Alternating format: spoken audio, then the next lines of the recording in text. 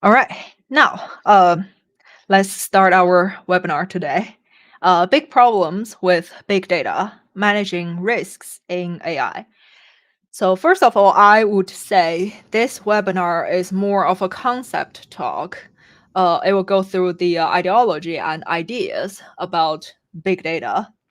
Um, so it is not a basic, normal Wolfram language teaching you about technical details, that kind of webinar. So yeah, there will just be a lot of stories, concepts comes along with examples.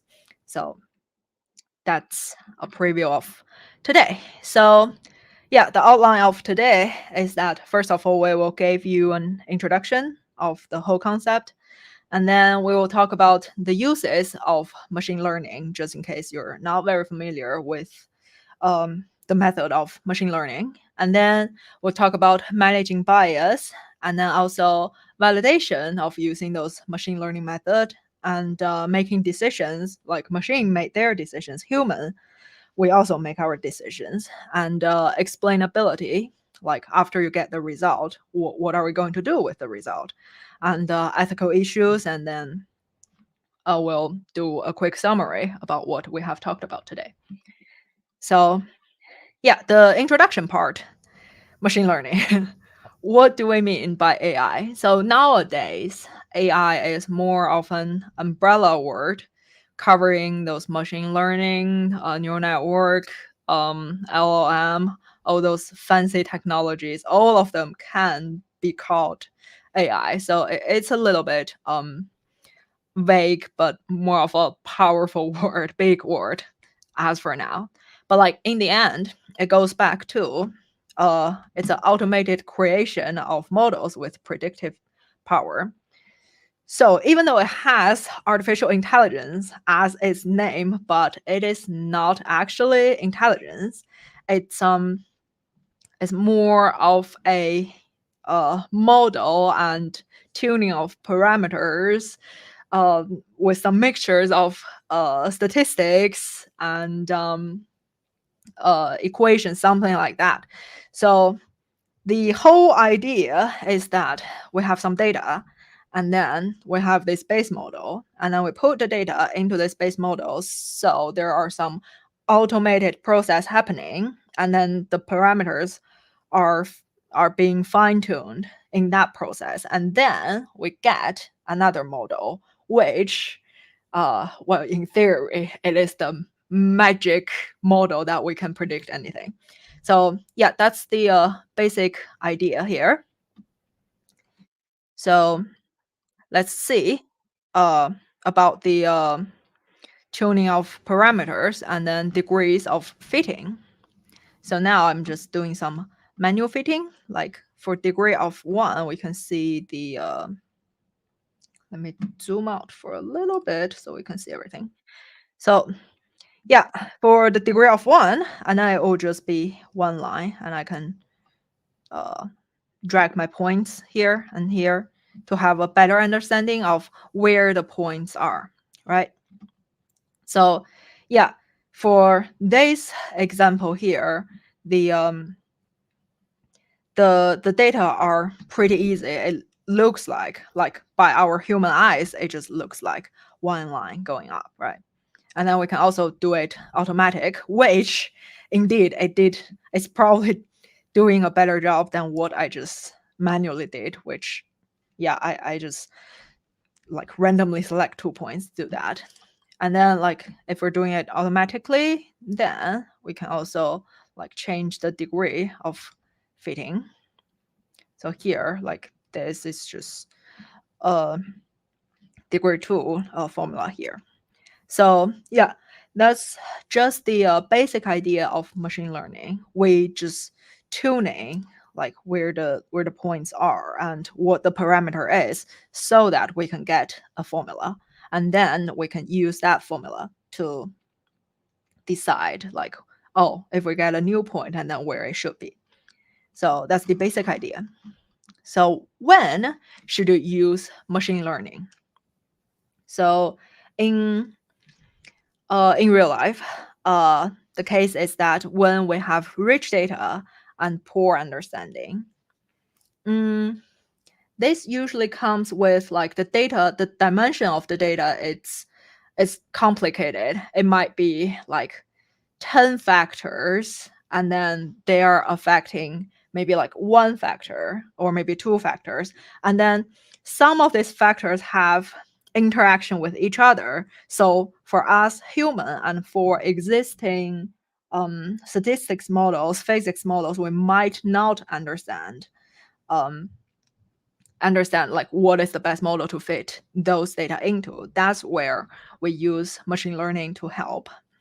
And let's just say if there's a physics model and then it is already been studied a lot, like those wave equations, like those differential equations, there are already existing models, and then a better way to do that when we have the data is first trying to use the wave equation, because that has been studied. It's pretty stable. It is what it should be.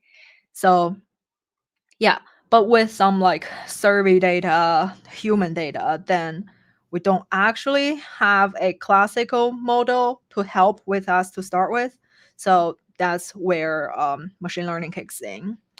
And also about like with little data, probably like a couple of points, then it's just unreasonable to use machine learning, because well, sometimes it's time consuming, it's resource consuming, and with just a couple of points like 100, it's considered little data for machine learning tasks. A model will not generalize. So yeah, that's the idea of when we should use machine learning. And then there are some basic paradigms for machine learning. Just in case you're not familiar with them, I'll briefly talk about it. So there's one called supervised learning, where we label all of the data. So basically telling the machine what you're going to do. And then it's usually used in like classify. If I just say I have a bunch of pictures and then they're cats, and I just label, this picture is cat, that picture is cat. And then I have another bunch of pictures that are dogs. I'll just label that. Oh, this is a dog, that is dog. So this is called supervised learning. What I'm going to do is later I gave it one picture, not sure about any, and then I'll ask my model, what is this animal? It is either a cat or a dog. So yeah, that's the supervised learning. And unsupervised learning, we use unlabeled data, which means that for the data, we don't do any process for that before we give it to the machine. Let's just use the simple example of cats and dogs. So in unsupervised learning, an unlabeled data example will be, I have some pictures. Some are cats, some are dogs, but I'm not saying anything there. What I did is just I gave the machine all those images, and I'll let the machine to figure out, oh, these things looks similar, so they are one type of things. And then those things look similar, they are one type of things. So it's basically like data clustering in that sense, like, but the machine doesn't understand like what's behind the scene. It's like it doesn't understand, oh, these are cats. It can only tell like, oh, this looks similar and that looks similar. And the other one is reinforcement learning, adaptive learning. So this is usually used in like those robot training, like how they walk. If they walk correctly, then you get some rewards. Also about like those self-driving cars, like if the car avoid something, then you're doing good. And then yeah, sometimes it comes with punishment, I believe. But yeah, that reinforcement learning, learn from their feedbacks. So yeah, here are some examples of the uses of machine learning. So first one is classification.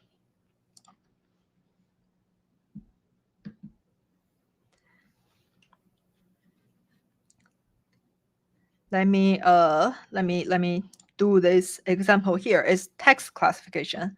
I'll just give I will go eat pizza for dinner. And I'll just wait a little bit to it to figure out what am I talking about.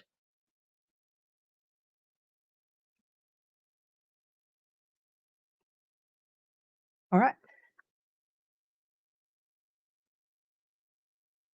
So yeah.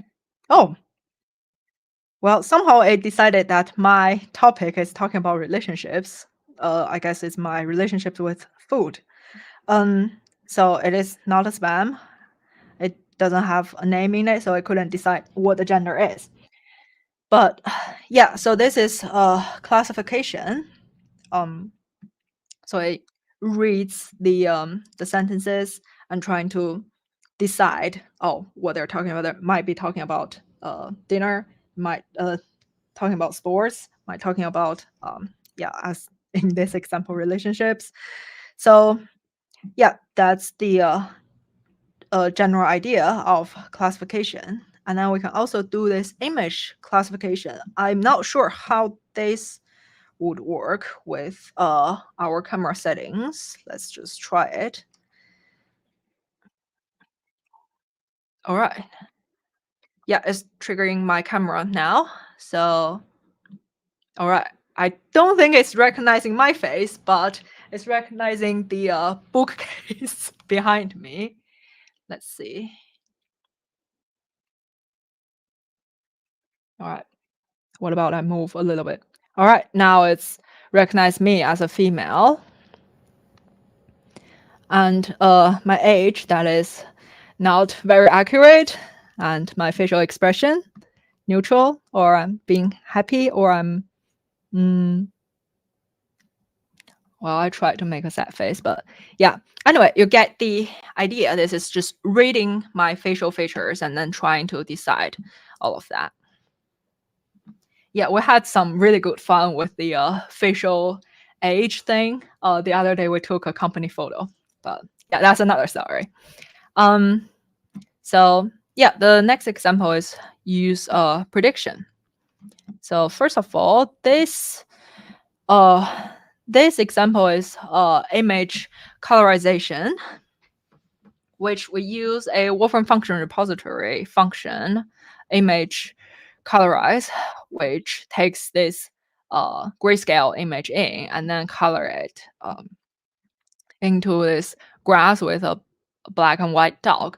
So what's behind the scene of this function that is, I believe it's using a neural network model, and then it was doing some analysis on like what the background is, what the main thing is, and then how it was supposed to be, like predicting like, oh, all of this looks like grass, so let's paint it green. Yeah, that's my understanding.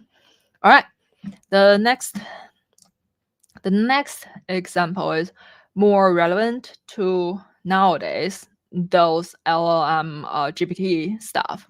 But yeah, this is a basic example.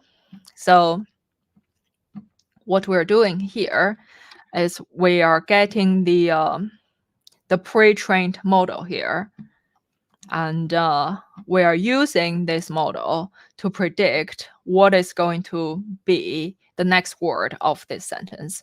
So she got out of the let's see what she got out of. She got out of the car, she got out of the trouble, she got out of the shower.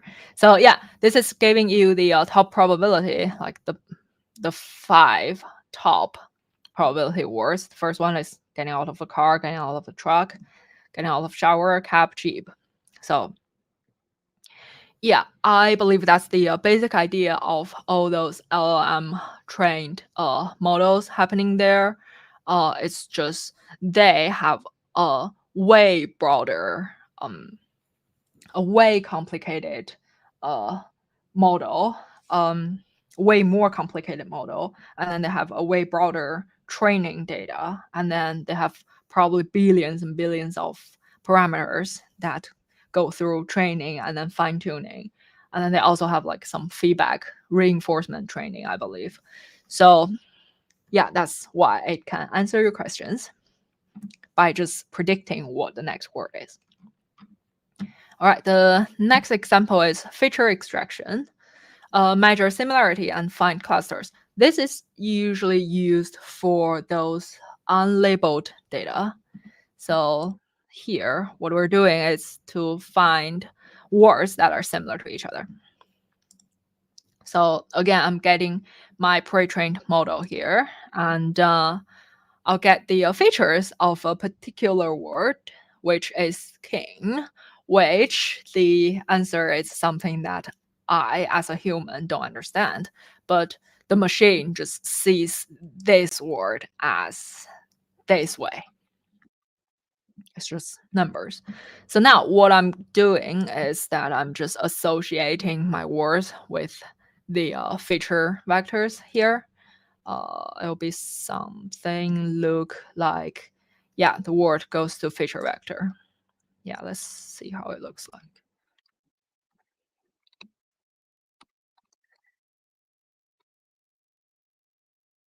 So yeah, that's the idea. The looks like all of that. Anyway, so now we can visualize the feature space using a smaller sample. So yeah, this is how it looks like if we plot them out. So as we can see here, like and next day, week, last, year, years, like all of that, and time, all of that are considered as being close to each other. They mean about the same thing. And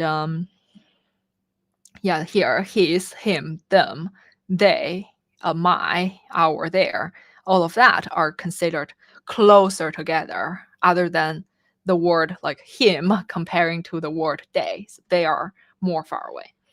So yeah, you get the idea. Now since we have all of this feature for each word, and then we can use the function nearest to try to find the words close to king and woman, but not so close to man. So yeah, in my mind, close to king and woman, I think it will be a queen. Let's see. So yeah, it's also close king, it's queen, throne, Elizabeth. So yeah, this was just like behind the scene. It's just like this, but this is like visualization. But here we're just finding the word. We're basically finding all this cluster, and then I print out the word. All right. The next example is generate data that matches a pattern. So yeah, this is more of a classical example to restyle an image. So here we have this 4 artists, and we're doing here is to restyle this cat image and then in the way of those four artists. So yeah, but I think this one has some like not particular this example, but in general, like restyling it according to some artists' paints or artwork, it will result in some copyright issues. And then some people just don't think that it is respecting like real human doing arts. But again, that's another discussion. So yeah, now after we have the idea of what can we use AI to do, we need to think about how to manage the bias in the data. And then once we we get the data correct, and then we can process with the data. But well, first of all, we need to get the data right? So the understanding of the data is that all data is biased. So if there's no bias, then everybody is just chaotic, and then it's random noise. We couldn't distinguish things from each other. And the biases is the useful information you want to extract. One example I could think about this is about hairstyles. It's like nowadays you can just basically do whatever hairstyles you want to, like no matter what your gender is. So like just not looking at your face, but only looking at your hair. We couldn't tell if it's a male or a female. So that is the no bias, and then that's just random noise. It's not helping us to understand. But for the biases, it's more like facial feature recognition, and like genetically there are different facial features for a male, like bone structure for female. So yeah, that is the useful information that can actually help us to identify if a person is a male or female. And there are different types of bias. So yeah, well, we see a lot of big words here, discrimination, prejudice. But yeah, this is all in the data science, data processing area. Is not related to our real world. So good biases is some discrimination.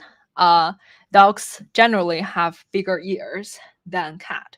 So yeah, well, I mean, like some dogs are actually bigger than cats, so it's just naturally they have bigger ears. And then dogs have like flappy ears that's actually bigger than the cat's pointy ears.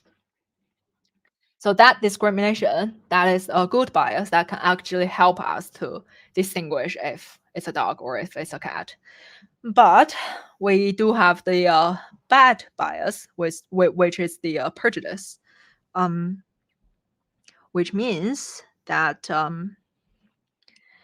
there are unjustified confidence in data and the quality of predictions. So insufficient data. It's like, I know one bad dog, therefore all dogs are bad. That's like over generalization.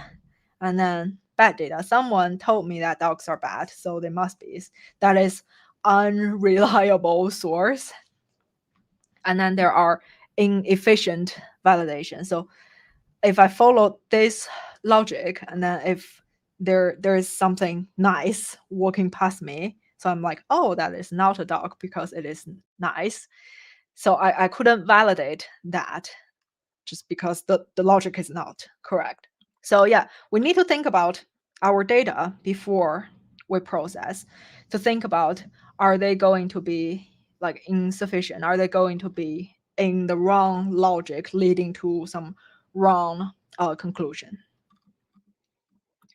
All right, some other types of bias: false information. Yeah, the one unreliable sources we talk about, opinionated data.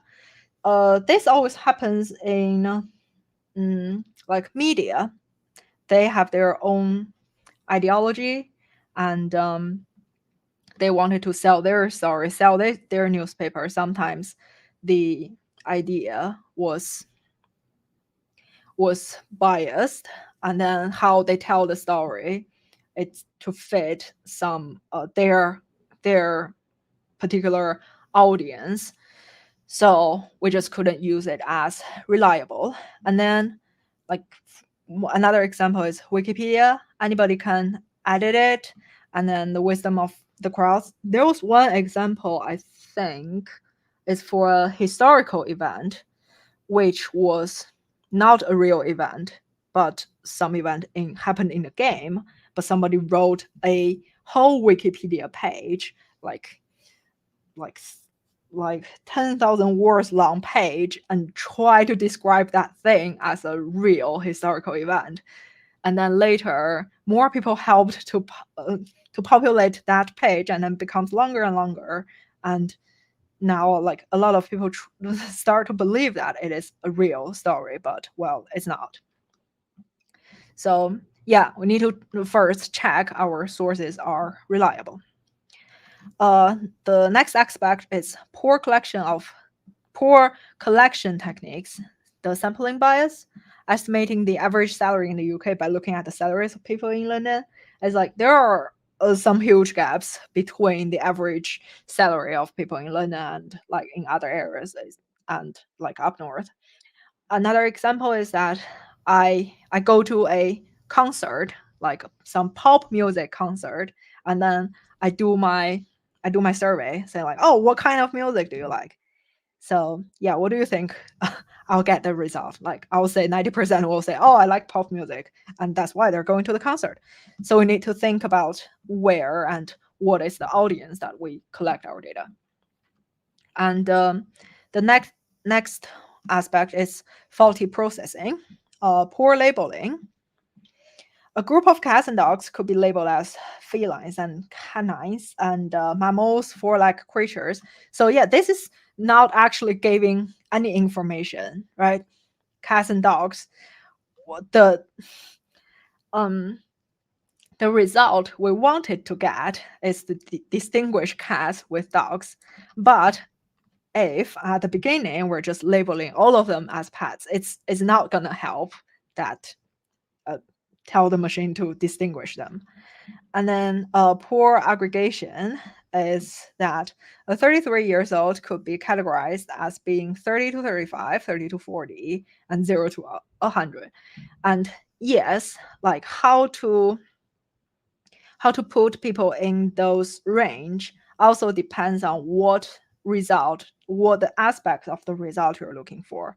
So if you're looking for like, oh, if someone is buying a house or something like that, maybe putting them in like 30 to 35 is the correct age range for that. But like this 0 to 100, maybe the only thing you can get is like, I want to say like when people pass away, and then like 0 to 100 might help with that. So yeah, really need to think about it before you process. And another type of bias is poisoned data. So awareness changes behavior. Okay.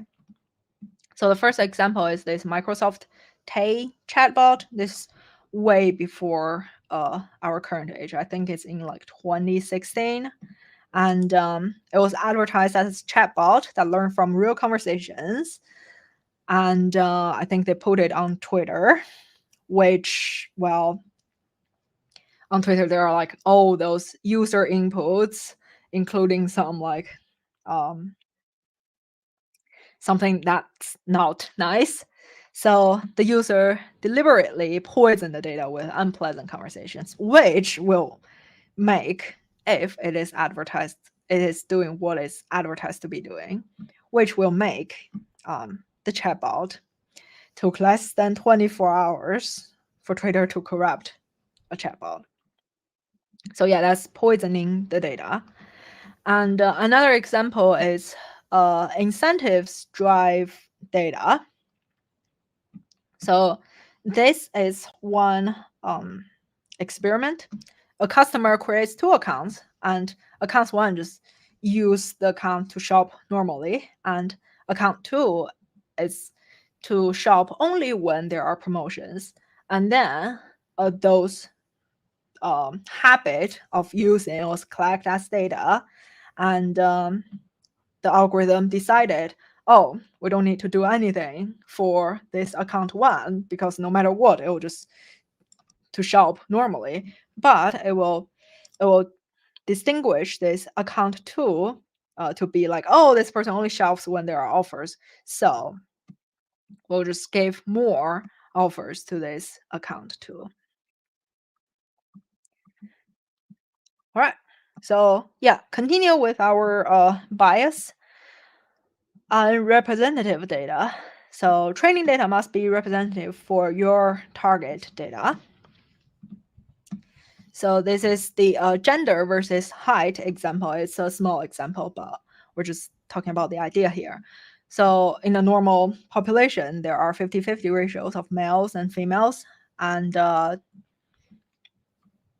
if the data sampled from the population is male-centric, leading to a poor prediction because we don't have female samples here. So now let's use classify to look at our data. So we use this data to train our classifier. And now I want to predict this person, the height is 1.67. And I'm going to predict the gender of this person, which even though like I set this to a female, but because of our population is like 90% it's male. So this is harming our classifier to give the prediction. Oh, when the population is like 90% male, so like whatever this data I get, I don't care about the data itself. I will just make a wild guess for it to be a male, then it is 90% correct. Well, I hope that logic, you can understand that logic. But yeah, so yeah, now we get the this predict gender to be male just because of the data is like more male. It's basically ignoring like the heights. So the model can be corrected with explicit assumptions. So now we're saying that, oh, this male is 50%, it's female is another 50%, and telling the classifier. And now with this 167 height, because it's in the training data, so now it can tell me that it is female. So yeah, that goes back to our facial age recognition, that example. So yeah, I don't know. I'm just making a wild guess here. I don't know what the training data was, but I would assume that they have less data labeled for maybe for female, maybe for Asians. So I don't know. I'm just making my wild guess, but that's why it's been like less accurate for me, to be honest. And then, yeah, it's just, yeah, probably when you're doing the training, you need to keep this in mind that like telling the model that what is the population, what is the ratio of the population, and then doing some better labeling there. All right, our next slide is that still about bias. There are human assumptions involved in all those data processing. Be aware of humans' role in the truth. All subjective measurements are tainted by prior human experience. So we're looking at this example, this Pennsylvania Board of Probation and Parole use past offenses to determine the risk of another reoffense. So the simple model is that will a released prisoner re-offend? And yes, they're either re-offend and no, they don't re-offend. And then that goes to like to decide if they can go on parole. So yeah, here the proxy measurements is not it's not actually measuring the re-offend or do not re-offend. It is measured by convicted and not convicted. So yeah, like in theory, it should work like this, but in reality, after a person is released, they either re-offend or they don't re-offend. And if they reoffend, they get caught, and then they got prosecuted, they got convicted, or they don't get convicted, or they just never got caught, but they indeed reoffended. Or in the other case, they don't reoffend, but they got caught, and then going through all those process, and then they either got convicted or not convicted. So yeah, like in between this caught, prosecuted, and convicted, in between these three layers of process, there are a lot of human got involved, like police, like lawyers, like like law enforcement department, all of that. And then each person have their own opinion, each person have their experience, and so we got this not convicted and convicted as a proxy measurement of reoffend or don't reoffend, but there are like so many convolutions in between, so it is not actually giving the correct prediction. All right. Next one, we want to talk about the accuracy when there are biases happening. So inaccurate doesn't mean that the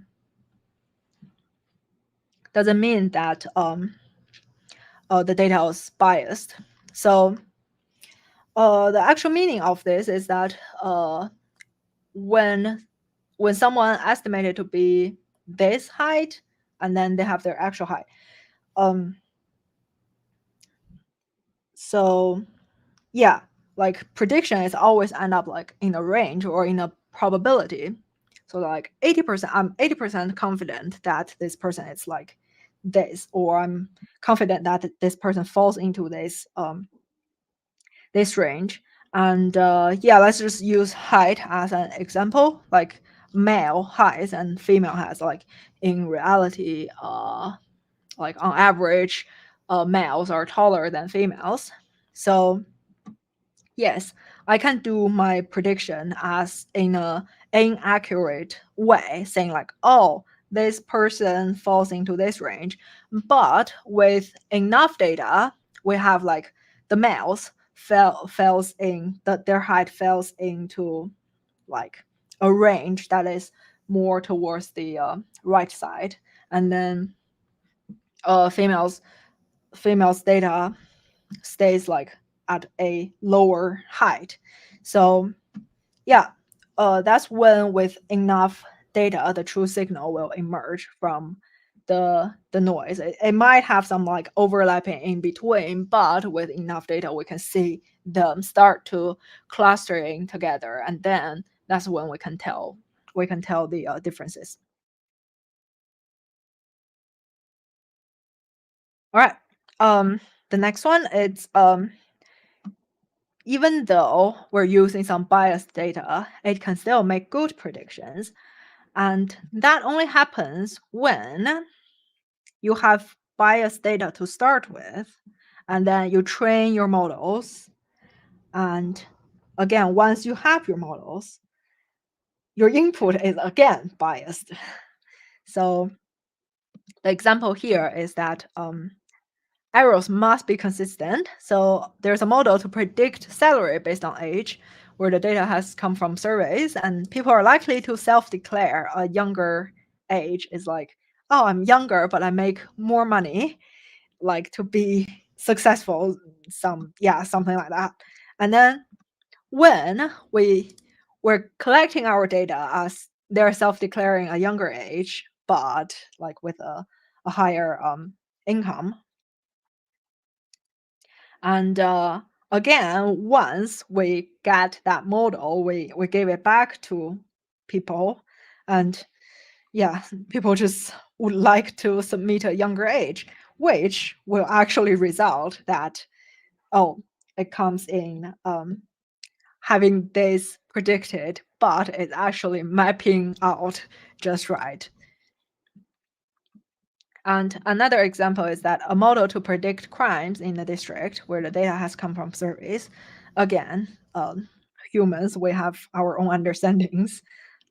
well, first of all, people are unlikely to admit to crimes, and there's also a correlation between crime frequency, severity, and likelihood to lie. So if it's like a small thing, like I steal something, that might not be too bad to admit. But if I kill someone, then I'll probably just lie about it.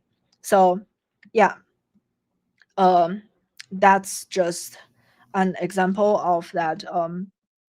We need to think about, like, if we have the data to be biased, and then we have our model, and then our input again will have to be biased to make everything consistent. All right. Um, the next example is about next example is about protected and sensitive classes. So yeah, this example talks about insurance. So some data classes might be sensitive or legally protected, race, gender, sex orientation, all of that. How can you avoid bias against a sensitive class? The idea is that it is not enough to exclude a sensitive class, because like for human features, there are a lot of things that's overlapping, and then they're correlated to each other, and they're proxies of each other. And if there is a correlation, and then a bias will still emerge. So for our example here, um, we have this gender and car insurance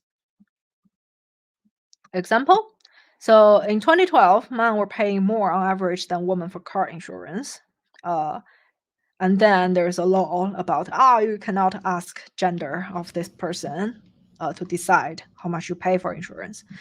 And in the years following, um,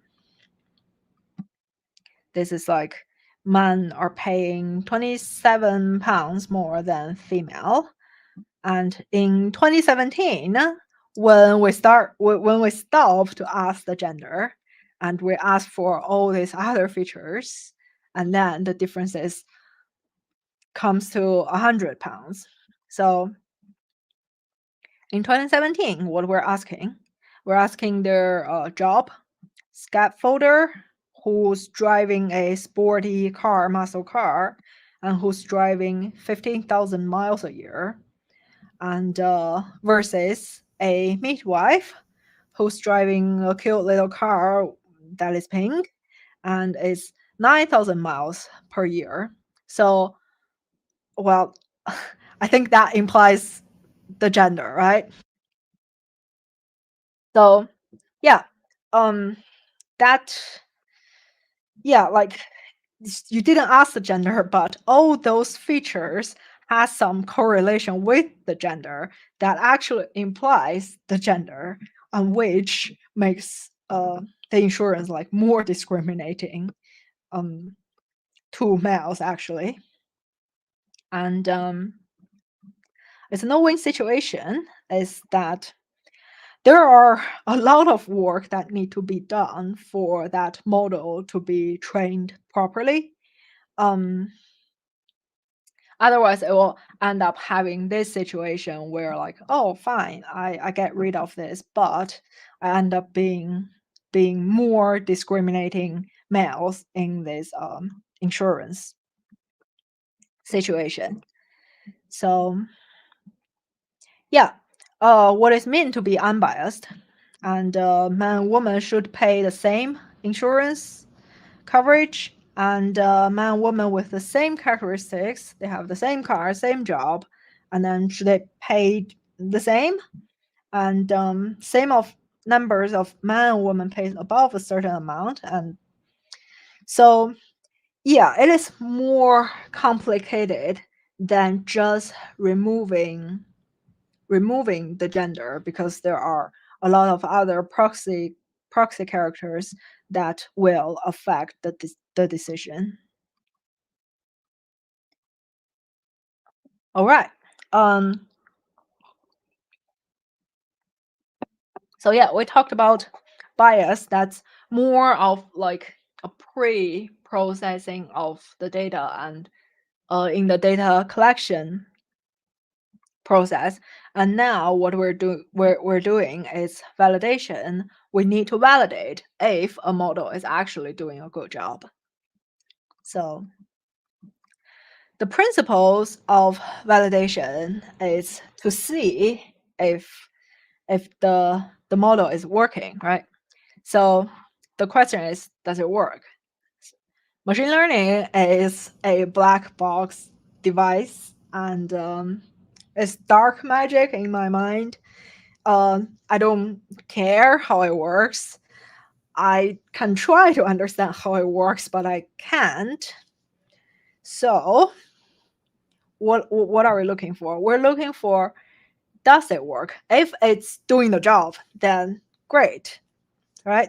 So how can we determine if it's doing the job? Then we do the validation. So here is a small example about how we can verify the output. Let me train a classifier first. So this is a very bad example because it only has two data points here. This picture is a dog, that picture is a cat, and I trained my classifier. And now I'm giving back the data that I was trained on. So this picture, it is a dog. That picture, it is a cat, which is doing great. So it's basically you enter a test with answers already given to you. And of course, you can answer them correctly.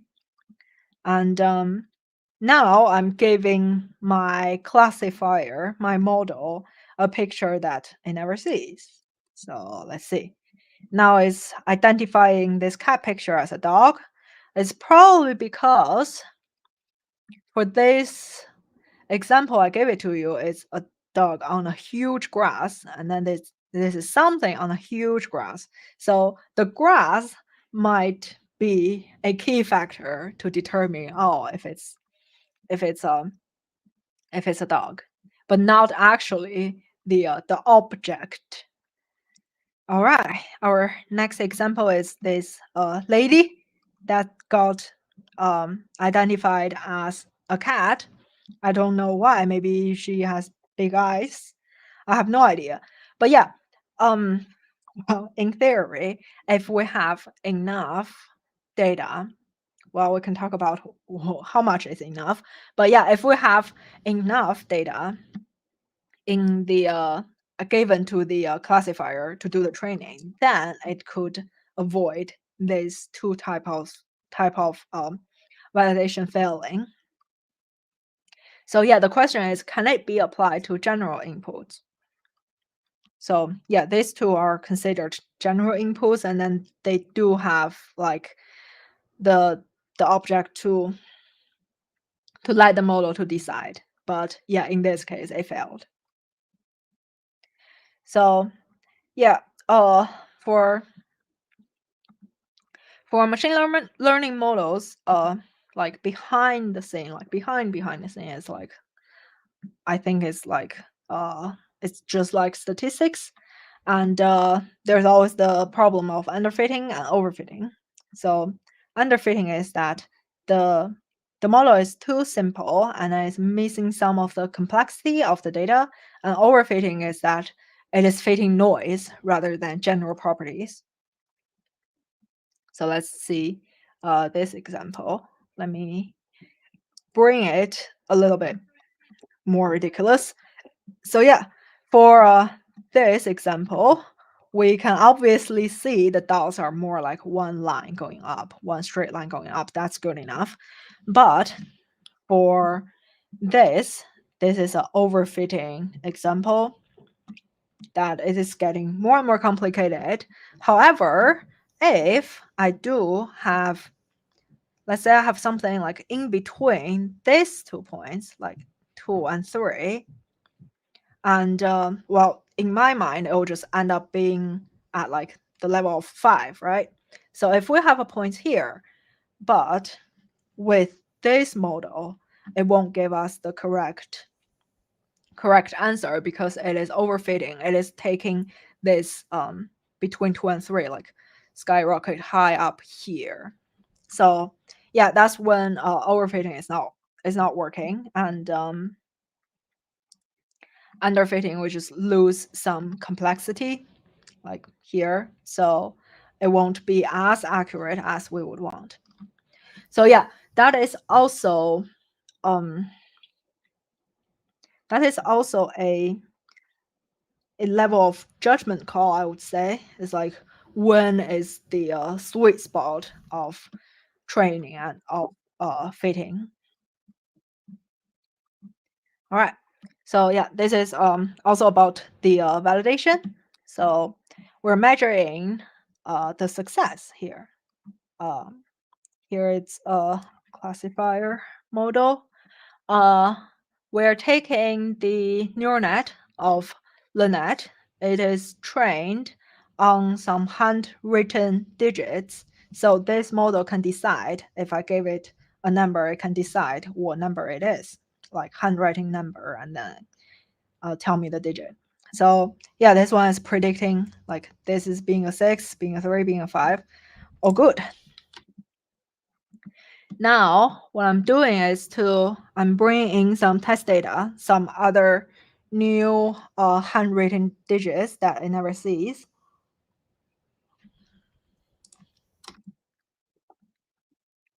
And then, yeah, that's my test data. Even though it is labeled here, we're not actually taking the label to do the test.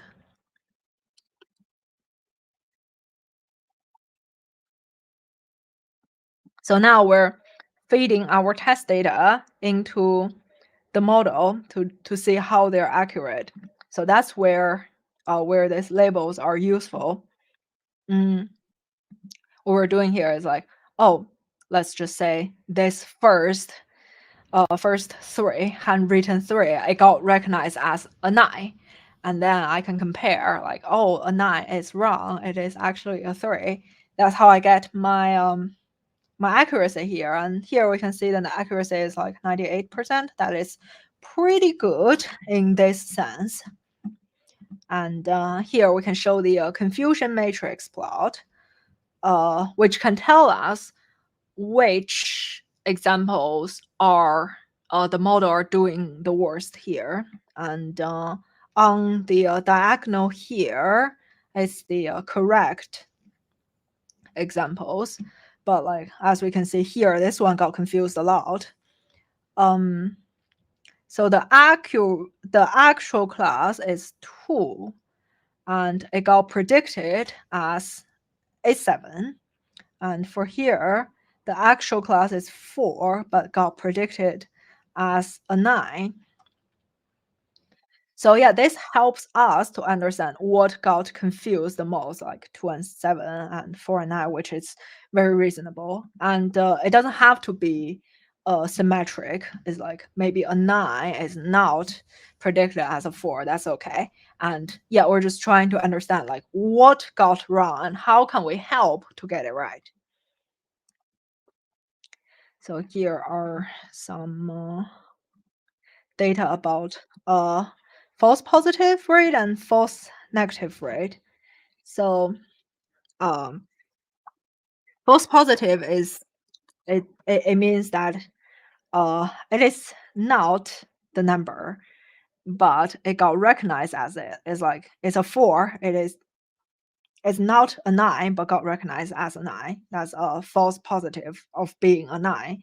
And false negative just means that it was the 9 got recognized wrong as a 4. So yeah, I might be explaining that in a too complicated way. So yeah, here we can see the plots of that to help us to understand like what got wrong and what got right, and then helps to fine tuning the models more. And here we're predicting some numbers about Boston house prices. So yeah, again, I'm using some training data to give it to my model, and then I'm giving it some test data to see how things works.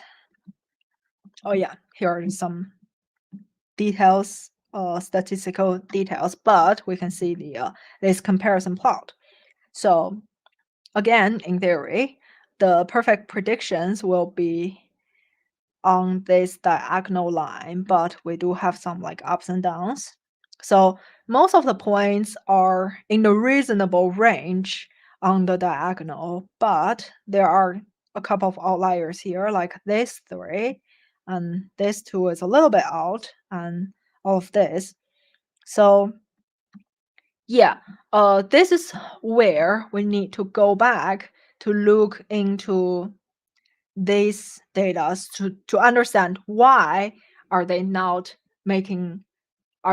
getting predicted correctly, and are there any other reasons that are not included in our model, or how can we help to fine tuning the model.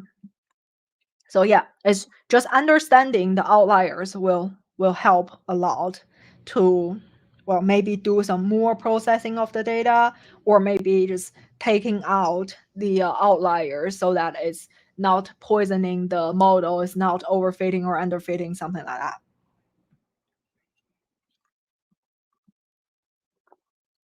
And we also need to do some validation longevity. So now it is a changing world. Things are moving in a really fast pace, and data is not always fixed. So if it's some like scientific properties like physics, chemistry, their properties will mostly stay the same. But if it's some fashion choices, like I think we have different like colors for each year, like in the fashion industry, or like for different seasons. So yeah, if it's for a fashion choices, then like you might take half a year to build a good model, but the market changes so fast, and then it won't be usable for the next year. And also, yeah, it is a balance. You want your model to be more reliable, but that means more data collecting, more time on cleaning up the data, and then do the training, and then fine-tuning the model. But again, it will take longer time to give you a reliable. And then when the world is changing, then it might not be accurate just because the time got stretched too long. Or there's another route. You don't have that much of data, and then you have a smaller sample, and then you can compress the research time to build your model to be like shorter, and then it could actually benefit from the model taking shorter time, but like the data got predict better just because it's still trendy. So yeah, there's a balance, and then again, it will be a human's judgment call. And opposition to predictions. If a model is too good, the opposition may change strategy. So yeah, let's just say I have a magic model that predicts the stock market really well, and then I just keep getting money from the stock market, and then like the stock market, well, they are losing money, and then they will change their strategies, which means that my model might go out of the date. I might have earned like 1 million, but I might just lose half of it like the second day because of the market found me out, and then just change their strategy. So yeah, a model that's just wouldn't be allowed to work for very long. So, all right. The next aspect is making decisions. Again, it's our human to make decisions. Machine learning models, they can just give out data. They don't understand anything about the data, to be honest. But in the end, it will just be our human decisions to make. So yeah, there are some key questions like what is the opportunity of being right versus the cost of being wrong. The first example is about this medical diagnosis with uneven outcomes. A certain disease is known as to be very fatal, and then based on the output of a medical test, you're either healthy or diseased. And there exists a cheap, harmless drug that will instantly cure someone of the disease. So, yeah, again, a we train a classifier for that. You're either healthy or diseased. And like for this 2.45, it is in between this 2 and 3, and in between this 1 and 3 and being diseased. 2.45 is most likely to be like half and half, or I can either be diseased or healthy. Let's see the probability. So yeah, the probability is being diseased is 49%, and then being healthy is 51%. So it's like very close. So it's some of the borderline examples. The model can be improved by adding a penalty for false negatives.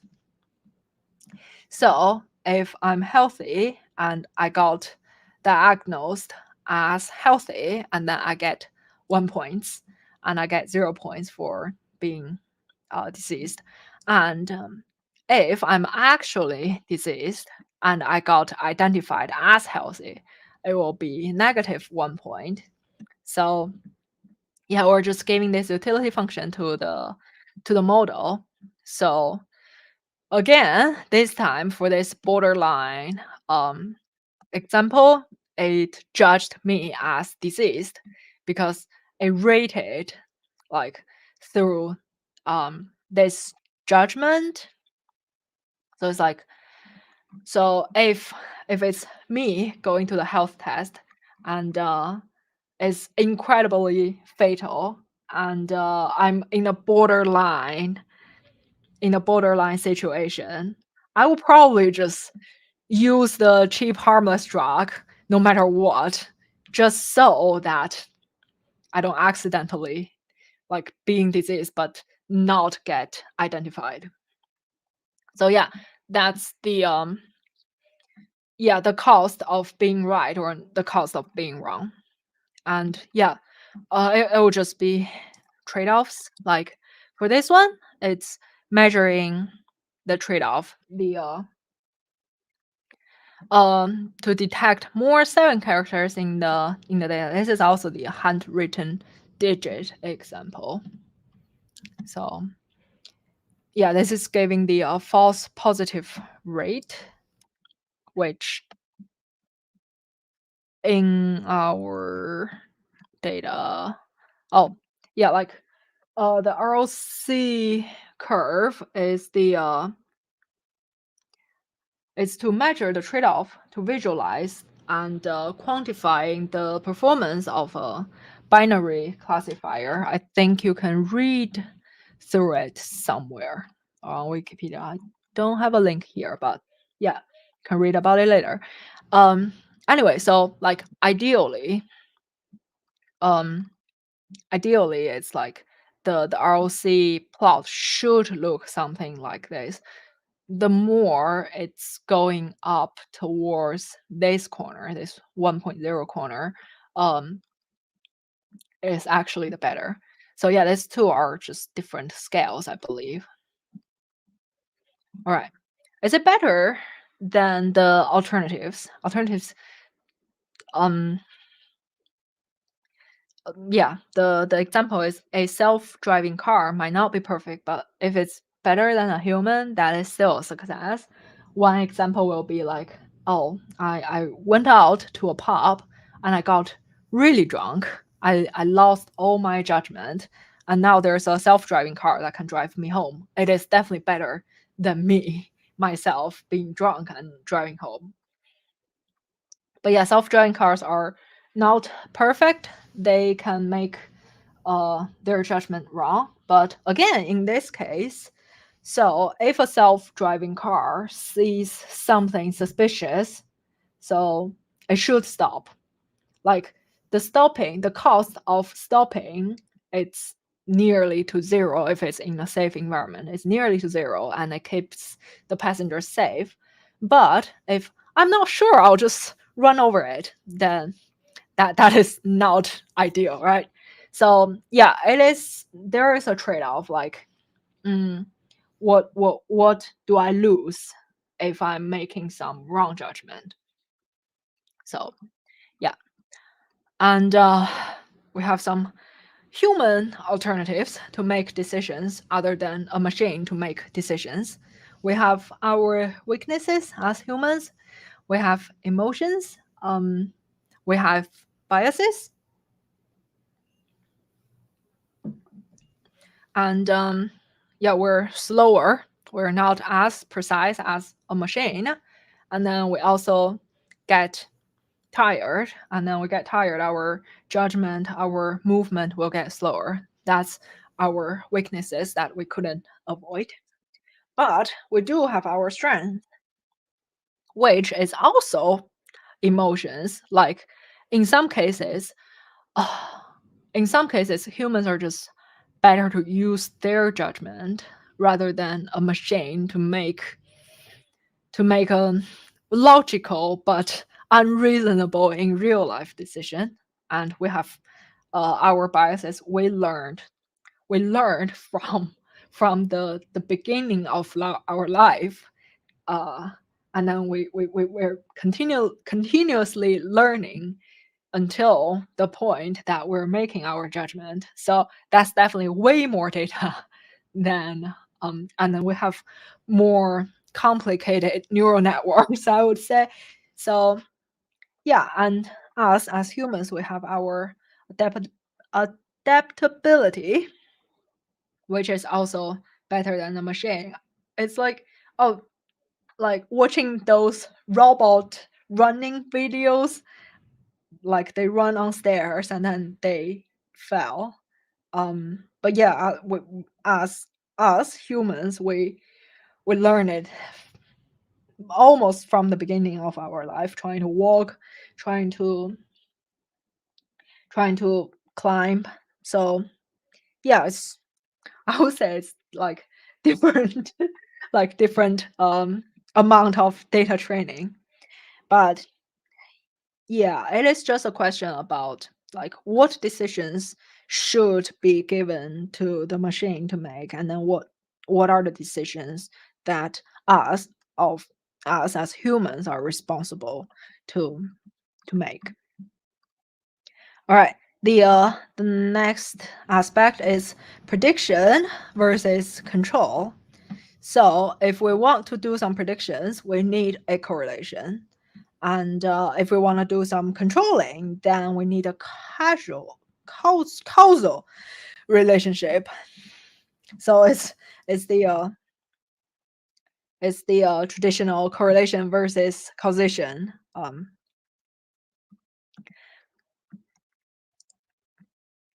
So yeah, the observation is we have this factor A, and then it predicts the fact B.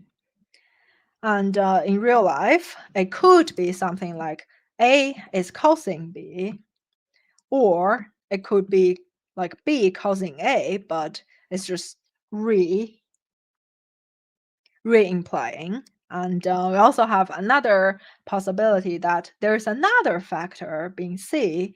C is causing A, and C is also causing B, and which in the observation that when A happens, B happens.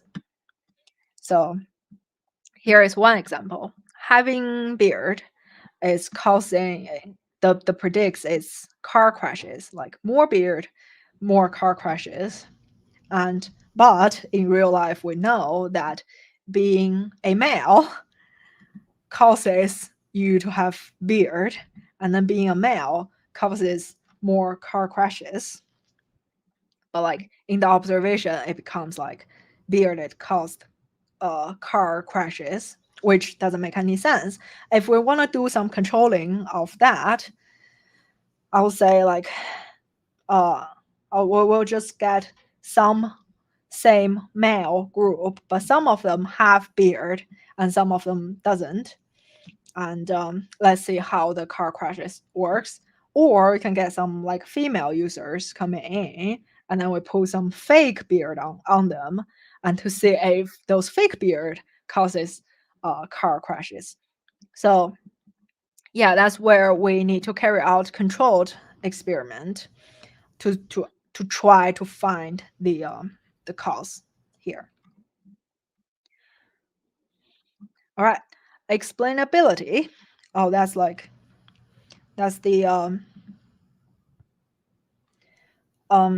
trying to understand the result data part. So human features is not machine learning features. It's like the example that I showed earlier, like king. I understand it as a English, but the machine sees it as numbers, which I don't understand machine, and again, machine don't understand me either. So yeah, human identifying a table as 4 legs, a flat surface, and solid materials, and machine learning identified of a picture of a table. It couldn't go touch a table. As a cluster of pixels with values in a certain range. So it's like, oh, there's a cluster that's resembling a flat surface, and then there are some other clusters resembling 4 legs. But I don't understand how, in which sense it could recognize like solid materials. But yeah, the machine sees the world differently than us human. So yeah, here is one example about wine quality. We're just giving some aspects of different stats of the wine, and then we would like the wine quality to be predicted. So we train our predictor with the data, and now we're giving a testing example, and it's telling me that my wine is rated at 7 points. All right. Here we can see the distribution of this. How did the machine end up getting this 7 point? So yeah, behind the scene is statistics and probability. So the model decided that my point should be lying on this distribution, normal distribution, and so it's just being like highly likely that it end up being here. And yeah, here we can also get some shape values for this example, which I believe these uh, all these numbers means that how much like each feature is affecting this prediction. So yeah, this is the total number adding up, like how much they're affecting. This is our text example. So yeah, as we can see, we started from here. This is the average. We started from the average, and then alcohol is dragging it a little bit along, and chloride more, density more, and pH more. So yeah, like here is just not doing a lot, but this total sulfur dioxide is pulling it a little bit back. So yeah, that's just an idea. So here I'm showing all the wines from the data set, like how each factor it's impacting the prediction. As we can see here, some are dragging along here, some are like going down from here. And in Wolfram language, we have a lot of functionalities that can help to visualize, to understand the result. So like here, alcohol, it's like bring the scores down, and yeah. So yeah, here is like if it's more towards the center, it's not doing a lot. So yeah, these are mostly the same, but just in different styles. And we have this feature value impact plot, which, yeah, it's just showing the trend. So yeah, all of those visualizations can help you to understand the data. And our next part, it's also like after everything is processed, after we get our result, and now we have this model, and we need to check the auditability and reproducibility of the model. First thing is a workflow consideration. You need to track everything. We need to track the collection method and training data, initial condition and assumptions, and model architectures and validation data. So like all of that need to be think through and tracked so that we can reproduce and everything, and then we can say that this model is reliable. All right, I believe we're towards the end, mostly of the end of this talk. There are some ethical issues with data collecting, privacy. Individuals models do not usually contain individual data, but overfitted models may predict real values. Let's just say we have some like medical data, and then it is too detailed. It's like, oh, they were predicting this, and then this person is 39 years old, and the job is software engineering, and then they have this condition. And then when the data is too small, it is easier to identify this person from that smaller data set. And we also have this GDPR issues. We need to inform the people that we're collecting their data. All right. So yeah, application of responsibilities. So here we're distinguishing who's doing what. For the computers, they're responsible for the models. They're responsible for making the predictions, and then apply decision-making rules. And for us, human, what we need to do is, first of all, we need to collect the data and make sure the data is clean and it's not biased and just good enough to be processed more. And after we get our result, we need to understand the data. We need to understand the result. We need to look at the result to fine tuning the model back again, and we need to validate if the model is doing a great job.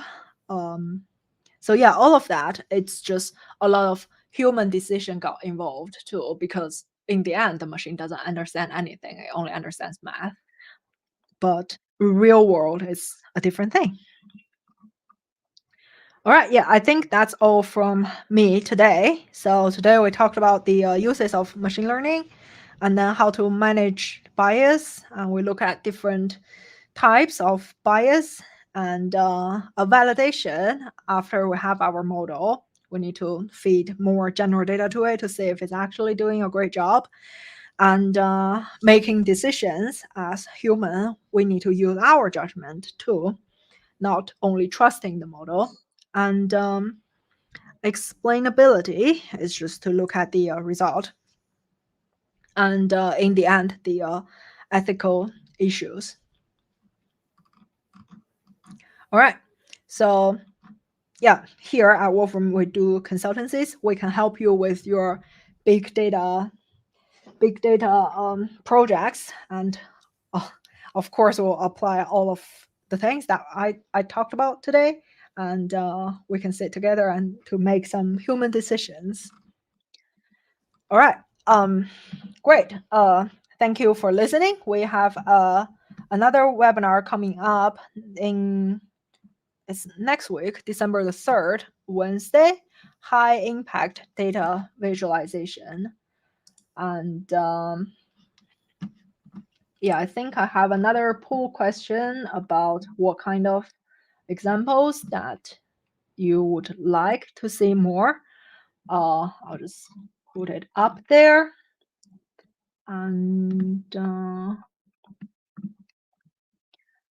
it is a little bit irrelevant to today's talk, but we do have the notebook assistant and LLM kit, which again use LLM to help you to understand Wolfram language better.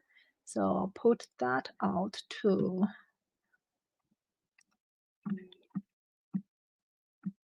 All right, and let's see. I have another thing. We would like a feedback for this webinar, and I think it will just automatically show up after I finish this webinar. And please give us some feedback, like what topics do you want, and what kind of examples do you want, something like that. All right, I'll stay here for a little bit longer to see if there are any questions popping up. But yeah, that's all from me today.